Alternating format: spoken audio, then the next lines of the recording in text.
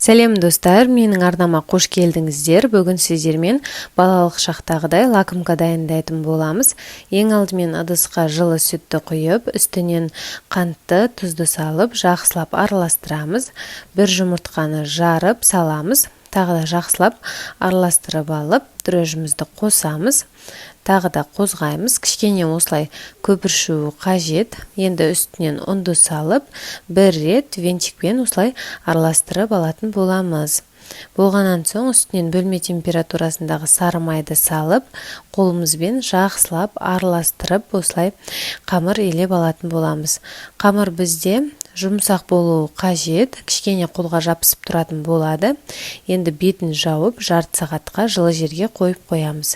Ол уақытта кремді дайындаймыз. Кремге бізге 2 жұмыртқаның сарысы және де қант қажет болады. Жақсылап араластырып, жүгері крахмалын саламыз үстінен.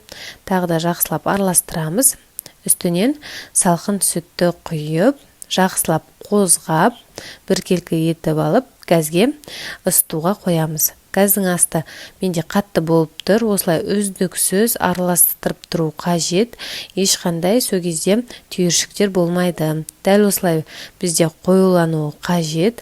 Осылай қоюланып, бір қайнаған кезде тағы да 1 минут шамасындай баяу отта осылай араластырып тұратын боламыз. Міндетті түрде осындай қою болуы қажет. Енді оттан алып үстінен сары майды саламыз. Тағы да жақсылап араластырып алатын боламыз. Болғаннан соң бетін пищевая пленкамен немесе салафанмен толықтай ауа кірмейтіндей етіп жауып шығамыз. Және де салқын жерге жібереміз. Енді біздің қамырымыз көтерілді. Мен бұл жерде қамырды 40 минут қана ұстадым.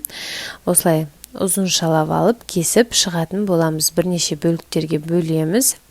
Мен әр қамырды 100 граммнан бөліп алдым. Барлығын домалатып шығамыз. Дайын болған қамырды осылай оқтауымызбен өзімізге керекті формада домалақ етіп жайып алатын боламыз. Енді бір-бірінің үстіне осылай қоямыз, жабыстырмаймыз, жай ғана осылай қойып, ыдысымызға саламыз. Барлығын дәл осылай дайындап, жарты сағатқа кішкене көтерілгенше бетін жауып қойып қоямыз. Көтерілгеннен соң осылай жұмыртқаның сарысына сүт қосып, бетінен жағып шығамыз. Негізі сүт қоспасаңыз да болады, тек қана жұмыртқаның сарысын жағып шықсаңыз болады. 180 градуста 15-20 минут пісіреміз. Міне біздің лакомкаларымыз осылай пісіп шығады. Бұдан қатты қызартып алсаңыз болады. Толықтай суығанша күтеміз. Ол уақытта жаңғақты осылай блендерден өткізіп алатын боламыз. Бұл біздің булочкеміздің жанына жабыстырғанға қажет болады.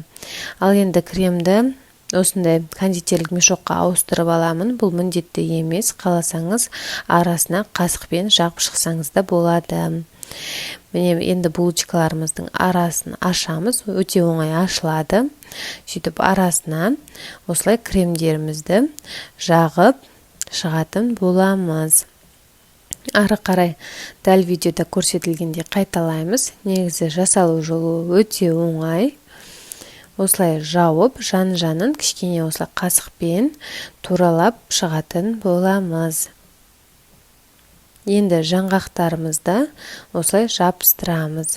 Қаласаңыз басқа да заттармен жасасаңыз болады. Дәл осылай барлығын қайталап шығатын боламыз. Дайын болған лакомкаларды тоңазытқышқа 1 сағат шамасындай салып қоямыз. Міне 1 сағат өткеннен соң біздің лакомкаларымыз дайын болады. Кремі сіңіп өте әдемі болып шығады.